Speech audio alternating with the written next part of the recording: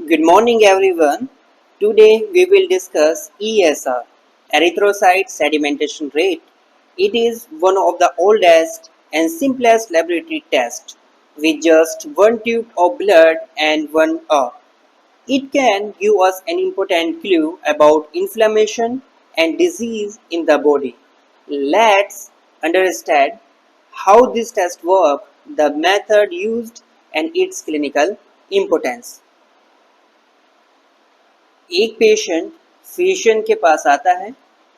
ये फिजिशियन के पास इसलिए आता है क्योंकि इसको हाई ग्रेड फीवर और कफ की प्रॉब्लम हो रही होती है। अब डॉक्टर इसको सजेस्ट करता है और एडवाइस करता है कुछ ब्लड टेस्ट के लिए। First is CBC, second is ESR, third is dengue and the fourth is Widal. अब जब डायग्नोसिस इसकी पूरी हो जाती है तो रिजल्ट आता है हमारे पास विडाल का जो रिजल्ट आता है वो आता है नेगेटिव, लेस देन 140, और डेंगी का भी नेगेटिव। और अगर हम सीबीसी की बात करें, सीबीसी में जो रिजल्ट देखने को मिलता है एचबी नॉर्मल मीन्स 14.3, और टीएलसी इस पेशेंट का क्या मिलता है, इंक्रीज मिलता है, और डीएलसी में न्यूट्रोफिल इंक्रीज मिलता है। ठीक है, डीएलसी में भी क्या मिलता है, न्यूट्रोफिल इंक्रीज मिलता है, और ईएसआर भी क्या मिलता है, इंक्रीज मिलता है। अब फिजिशियन ने क्या किया, इसकी डायग्नोज बनाई और इसको सस्पेक्ट किया कि इसको टीबी हो गई है। अब टीबी की भी फर्दर इन्वेस्टिगेशन होती है, डायग्नोसिस होती है, वो एक अलग टॉपिक है। लेकिन उसने इन 4 टेस्ट से, जिसमें कि 2 पॉजिटिव थे, जिसमें सीबीसी में टीएलसी और डीएलसी और एक ईएसआर, डॉक्टर ने कैसे सस्पेक्ट किया कि इसको टीबी हो सकती है या है। तो चलिए लास्ट में इसको समझेंगे कैसे सस्पेक्ट हुआ, और अभी डिस्कस कर लेते हैं कि ईएसआर का प्रिंसिपल क्या है, हम इसको परफॉर्म क्यों करते हैं, और इस पेशेंट में ईएसआर क्यों बढ़ा है, ये सब हम डिस्कस करने वाले हैं। तो इंट्रोडक्शन अगर हम ईएसआर का देखें, ESR is a simple blood test. ये कोई भी कॉम्प्लेक्स टेस्ट नहीं है, कोई भी कल्चर और सेंसिटिविटी नहीं बता रहा है, या कोई भी इसमें हमें स्टेनिंग नहीं करनी पड़ रही है, इसमें काउंटिंग नहीं करनी पड़ रही है। ये बहुत ही एक सिंपल टेस्ट है। ठीक है, it measures how quickly red blood cell settle at the bottom of a test tube. ये पता लगाता है कि जो ब्लड में आरबीसी होती है, यानी कि पता लगाता है, या फिर ये परफॉर्म इस तरीके से होता है कि जो आरबीसी ब्लड में प्रेजेंट होती है वो क्विकली कितनी जल्दी सेटल डाउन हो जा रही है बॉटम में ऑफ ए ट्यूब, जो हम ट्यूब यूज कर रहे हैं। अब कितने टाइप की यूज कर रहे हैं वो आगे डिस्कस करने वाले हैं, कितने मेथड्स होते हैं। Third point is it is a non specific test not for one disease only. और ध्यान रखिएगा जो ईएसआर है ये किसी एक डिजीज के लिए नहीं है। जैसे ही कह दें हम कि ये फीवर के लिए है, ऐसा भी कहना गलत होगा। अगर कह दें कि ये टीबी के लिए है, ऐसा भी कहना गलत होगा। अगर कह दें कि ये आईबीएस के लिए है, ऐसा भी कहना गलत होगा। अगर कह दें कि हम ये कैंसर के लिए है, तो ऐसा भी कहना गलत होगा। ये एक नॉन स्पेसिफिक टेस्ट है, ये किसी भी एक डिजीज को नहीं बताता कि इसको ये हो रखा है। एक डिजीज कैसे, जैसे कि विडाल होता है, विडाल टेस्ट होता है। ठीक है, विडाल टेस्ट पता लगाता है टाइफाइड फीवर को, किसको, टाइफाइड फीवर को, जो कि साल्मोनेला एंड शिगेला साल्मोनेला और साल्मोनेला टाइफी और साल्मोनेला पैराटाइफी से कॉज होता है। ठीक है, वो स्पेसिफिक है, विडाल स्पेसिफिक इसके लिए, टाइफाइड फीवर के लिए। लेकिन जो विडाल है वो स्पेसिफिक है टाइफाइड के लिए, और जो ईएसआर है वो नॉन स्पेसिफिक है, वो किसी भी एक डिसऑर्डर या डिजीज के लिए नहीं है।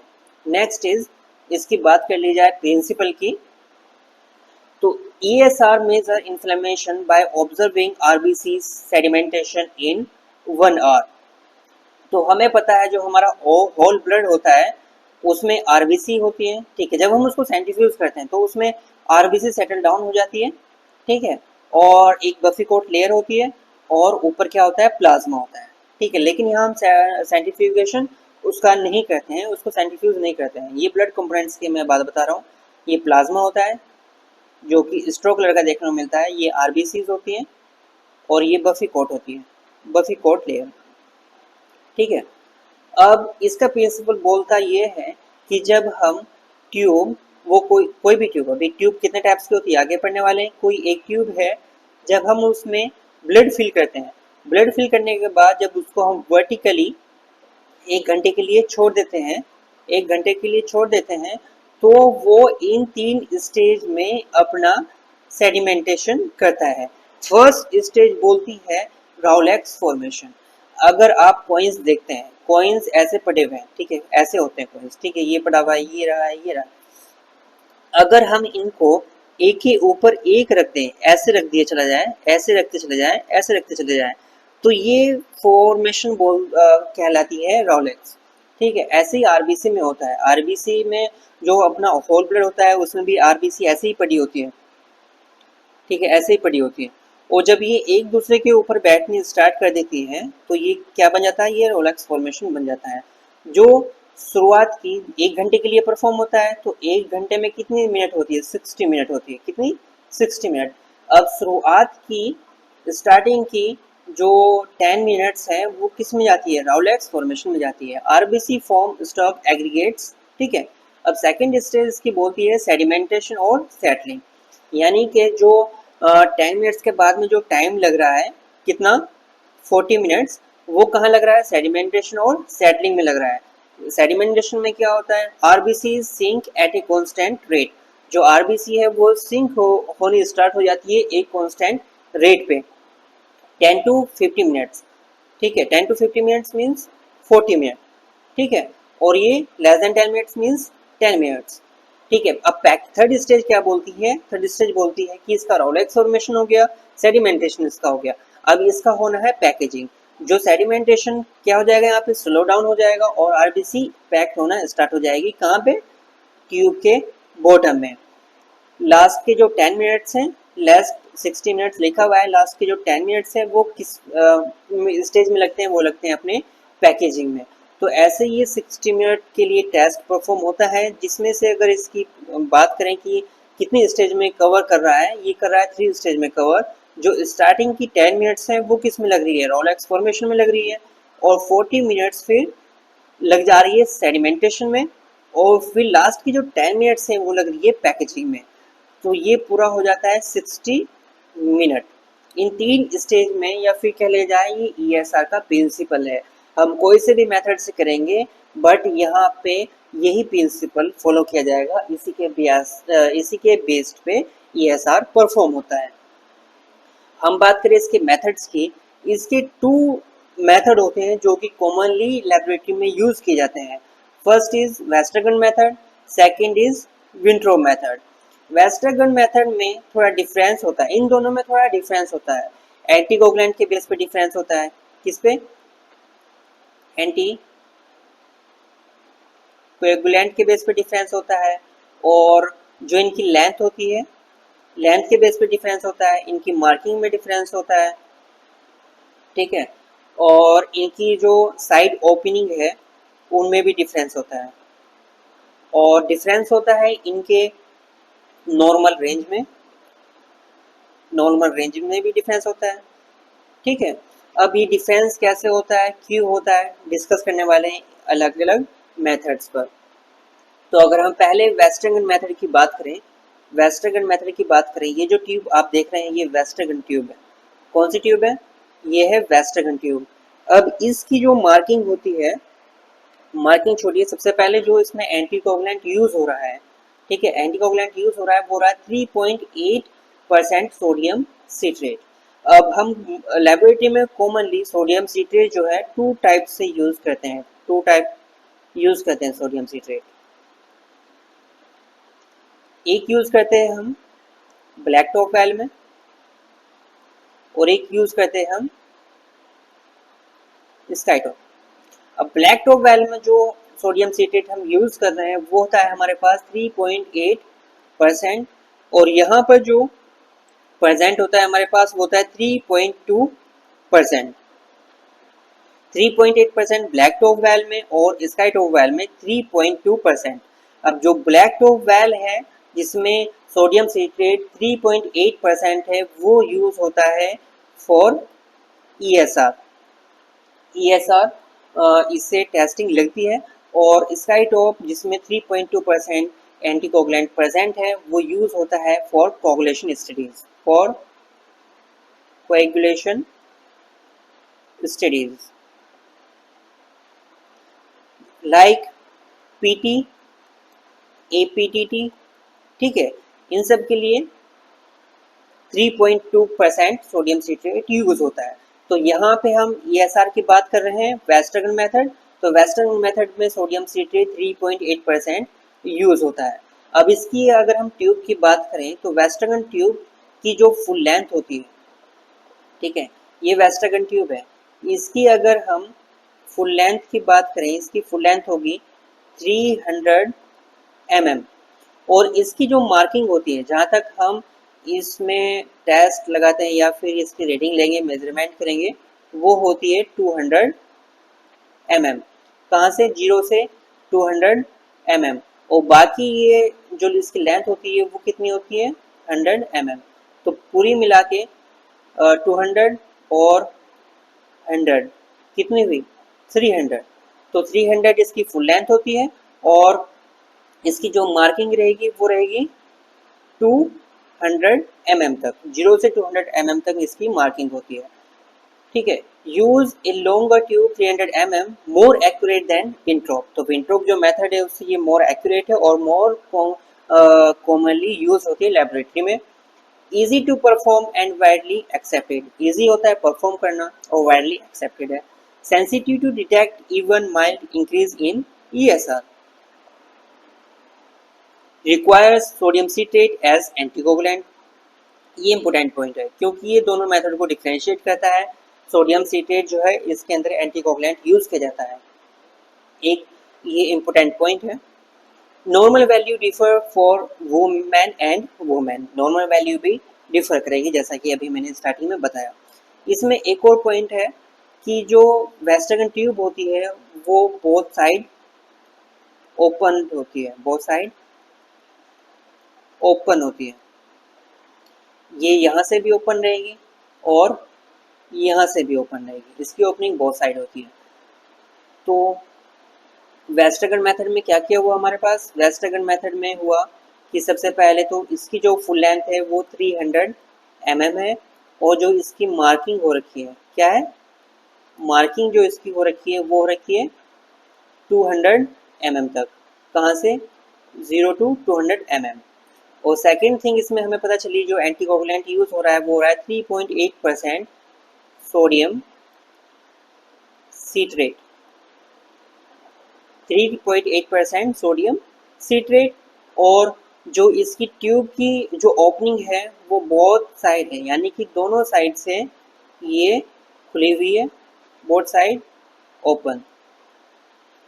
Got it? तो ये इसके कुछ कैरेक्टरिस्टिक है वेस्टर्न मेथड के। अब हम बात करेंगे इसके प्रोसीजर के बारे में, वेस्टर्न मेथड को हम परफॉर्म कैसे करते हैं। मिक्स विद एंटीकोगुलेंट, एंटीकोगुलेंट कौन सा? 3.8% सोडियम सिट्रेट, सोडियम सिट्रेट। अब होता क्या है, जब हम ब्लड कलेक्शन करते हैं तो ब्लड कलेक्शन में हमारे पास अवेलेबल होती है ब्लैक टॉप वेल। तो ब्लैक टॉप में ही हम कलेक्शन कर लेते हैं कलेक्शन सेंटर पे ही, तो जिससे कि ये एंटीकोगुलेंट में मिक्स हो जाएगा। फिर हमें इसको अलग से लेबोरेटरी में सोडियम सिट्रेट में मिक्स करना नहीं पड़ेगा अगर हम वेस्टर्न ट्यूब यूज़ कर रहे हैं। तो पहले ही प्रीपेड होता है ब्लैक टॉप में, तो वहीं से हम कलेक्शन करते हैं, फिर लेबोरेटरी में सैंपल अपना चला जाता है। फिर क्या होता है? Fill the western tube up to the 0 mark, ठीक है। कहाँ से होती है इसकी मार्किंग? होती है 0 टू, इसकी मार्किंग जो होती है वो होती है यहाँ से 0 mm टू 200 mm। अब इसकी बहुत दोनों साइड से ओपनिंग है। अब करते क्या है, इसके ऊपर की साइड हम एक बल्ब लगा देते हैं, ठीक है, जो रबर बल्ब होता है। अब इसके थ्रू हम इसको सैंपल को एस्पिरेट करते हैं। यहाँ इसको जो ब्लैक टॉप वेल है इसको हम इसमें डिप करते हैं और फिल करते हैं ब्लड को सोडियम सिट्रेट ब्लड को कहाँ तक, 0 mm तक, ठीक है। और फिर प्लेस ट्यूब वर्टिकली इन ए स्टैंड, इसका एक पार्टिकुलर स्टैंड होता है जिसमें इसके लिए होल्डर बने होते हैं, इसको इसमें वर्टिकली प्लेस कर देते हैं, ठीक है। कितने टाइम के लिए, 1 आवर के लिए। उसमें रूम टेम्परेचर पे करना होता है और वाइब्रेशन भी उस पर कोई नहीं होनी चाहिए। यानी कि अगर हमने वो स्टैंड, वेस्टर्न जो स्टैंड है, हमने इसको डेस्क पे रखा हुआ है तो वहाँ पे कोई भी वाइब्रेशन नहीं होनी चाहिए। After 1 hour read the distance RBC and RBCs have fallen, ठीक है, कि कितनी आरबीसी जो है, कितने आरबीसी फॉल हो चुकी है, सेडिमेंट हो चुकी है विद इन 1 आवर में, फिर हम ये मेजर करते हैं, ठीक है। अब मेजर कैसे करेंगे, जैसा कि ये सेडिमेंट होगी, ये हमने लगा रखी है ट्यूब, दूसरी ट्यूब में देखते हैं। ये ट्यूब थी, ये फिल की हुई थी 0 mm तक, ठीक है, 0 mm तक इसको फिल किया हुआ है। तो अब ये इसको 1 घंटा पूरा हो चुका है, कितना हो चुका है, 1 आवर इसको पूरे हो चुके हैं।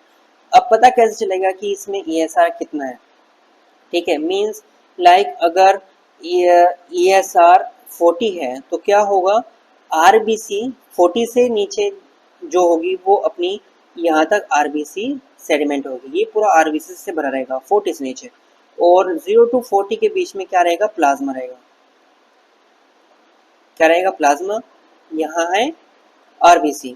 तो जो पोर्शन जहाँ तक प्लाज्मा मिल रहा है अपने को, और जहाँ से RBC स्टार्ट हो रही है, जैसे यहाँ से प्लाज्मा स्टार्ट हो गया और 40 तक वो गया, 40 से नीचे RBC है, तो जहाँ तक ये प्लाज्मा है यही रेंज लेंगे हम ESR रीडिंग के लिए, यही रेंज यूज होती है।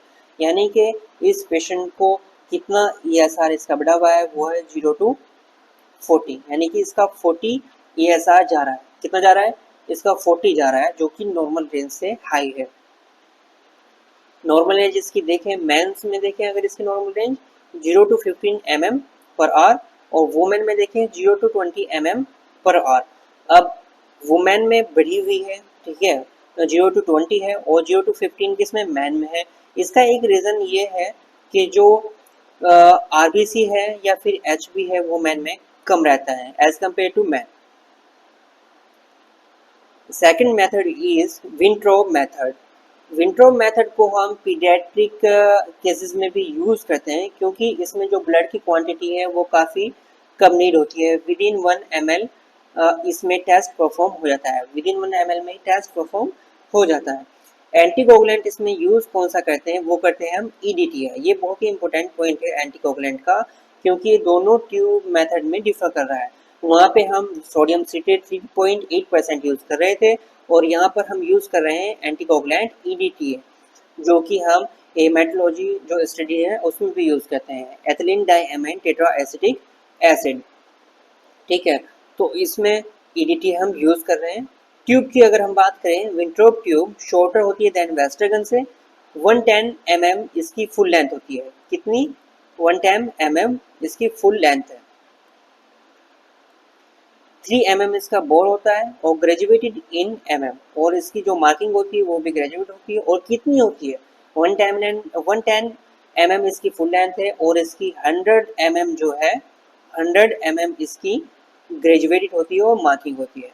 Less sensitive then वेस्टर्गन, useful for both ESR and PCV, ठीक है। ये भी बहुत एक इम्पोर्टेंट पॉइंट है कि जो वेंट्रोब मेथड है ये ESR एंड PCV, इसे हम 2 टेस्ट परफॉर्म कर सकते हैं, कितने, 2 टेस्ट,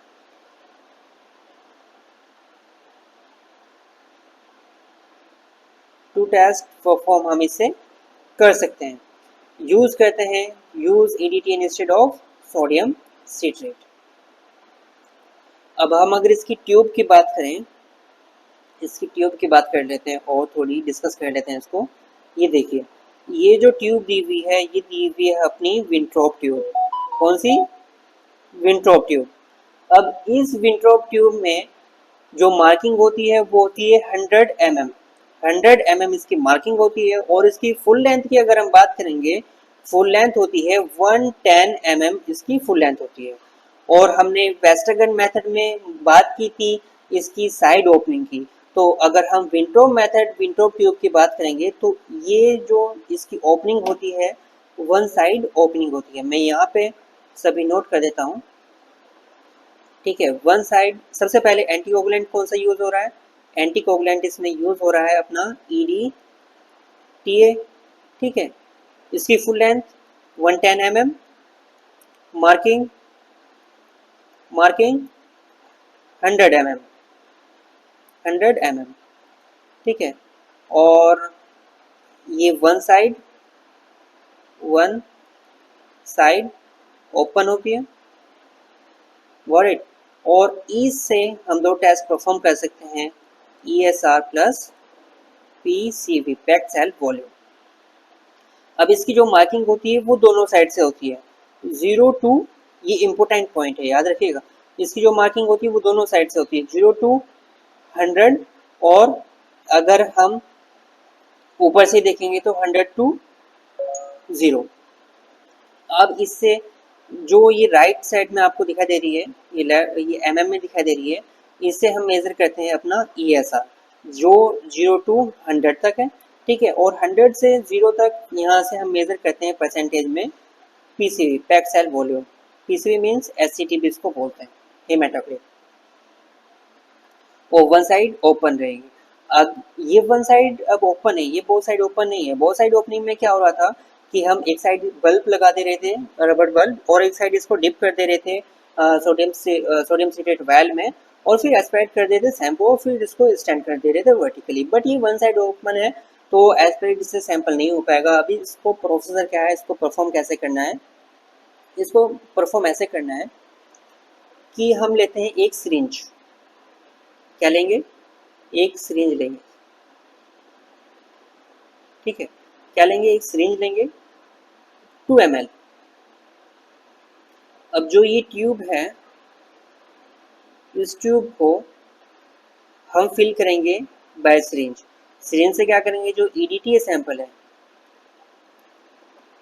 ठीक है, इसको फिल करेंगे, और फिर सिरिंज के थ्रू और निडल के साथ हम इस ट्यूब को फिल करते हैं, कहाँ तक? 0 मार्किंग तक, क्योंकि यहाँ से स्टार्ट हो जाएगा, ब्लड बॉटम से जाएगा, और फिर इसको फिल कर देना है 0 मार्किंग तक।